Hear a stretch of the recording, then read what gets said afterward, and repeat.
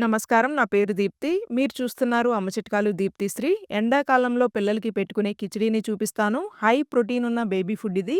పిల్లలు బరువు పెరగాలి అంటే వారానికి 2 సార్లు ఈ రెసిపీని పెట్టండి. ఈ రెసిపీలో నెయ్యి 1 టేబుల్ స్పూన్ ఎక్కువగా ఏసి చిన్నారులకి పెట్టండి. వెన్న ముద్దలాగా నోట్లో వేసుకునగానే కరిగిపోతుంది. చాలా తక్కువ సమయంలోనే చేసి పిల్లలకి పెట్టుకోవచ్చు. 8 నెలల చిన్నారుల దగ్గర నుండి ఏ వయసు పిల్లలకి అయినా ఈ రెసిపీని పెట్టుకోవచ్చు. లంచ్ టైమ్‌లో చిన్నారులకి ఈ రెసిపీని పెట్టండి.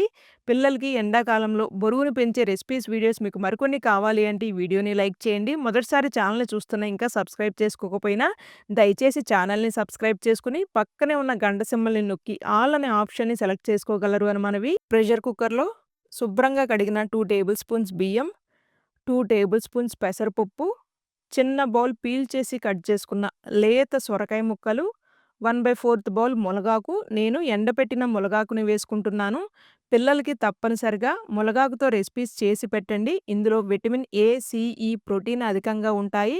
పిల్లల యొక్క ఇమ్యూనిటీకి, స్కిన్‌కి, హెయిర్‌కి, డైజెషన్‌కి ఇంకా చాలా హెల్త్ బెనిఫిట్సే ఉన్నాయి ఈ మునగాకు వల్ల. అందుకనే చిన్నారుల డైట్‌లో ఖచ్చితంగా మునగాకుతో రెసిపీస్ ట్రై చేయండి మీరు.